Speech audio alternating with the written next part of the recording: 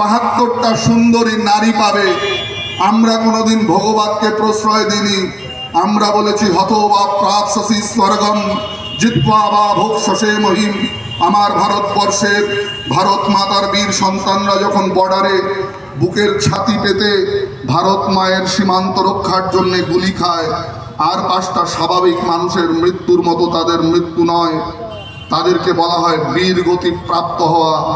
কোনো যোগী, কোনো সন্ন্যাসী, কোনো ভজনশীল মানুষ যাগ যজ্ঞ পূজা অর্চনা ধ্যান জপের মধ্যে দীর্ঘদিনের অভ্যাসের মাধ্যমে যে ভগবত ধাম প্রাপ্ত হয়, একজন দেশমাতৃকার সত্যিকারের সেবক দেশমাতৃকার সীমান্ত রক্ষা করতে গিয়ে যদি বুকের ছাতিতে গুলি খায়, আমার বিশ্বাস বীরগতি প্রাপ্তির মাধ্যমে তিনি সোজা ওই যোগী সন্ন্যাসীর মতো ভগবত ধাম প্রাপ্ত হন।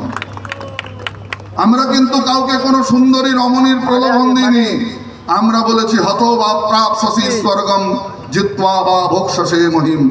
বীরভোগ্যা বসুন্ধরা স্বামী বিবেকানন্দ বলেছেন, এই পরানুকরণ পরামুখাপেক্ষার দ্বারা তুমি বৃহৎ কিছু করবে, এই আশা রেখো না। অতএব যারা আমার কথা শুনছেন, এখনো সামান্য প্রলোভন থেকে বেরিয়ে স্বধর্ম রক্ষার জন্য সোচ্চার হন। আমরা সেই বাঙালি। আমার ধর্মের ঠাকুরকে গানের মধ্যে অপমান করা হয়। মাই হে কলঙ্কিনী রাধা, কদম গাছে বৈশা আছে কানু হারামজাদা।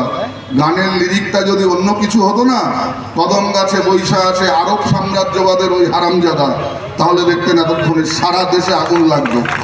আমরা সহ্য করি, কারণ বোকা বাঙালি হিন্দুর দেবী দেবতা নিয়ে যা খুশি তাই বলা যায়, যা খুশি বিকৃতি করা যায়।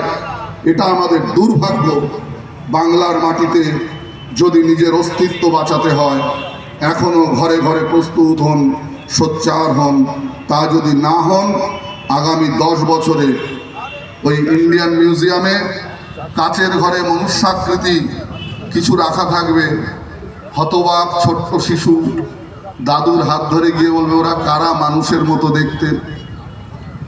দাদুটি বলবে, ওরা হিন্দু বাঙালি, স্বধর্ম রক্ষার জন্যে বিষম পরিস্থিতিতে ওরা কোমর সোজা করে বুকের ছাতিটা টান করে সোচ্চার হতে পারেনি, তাই আজকে ইন্ডিয়ান মিউজিয়ামে সংরক্ষিত।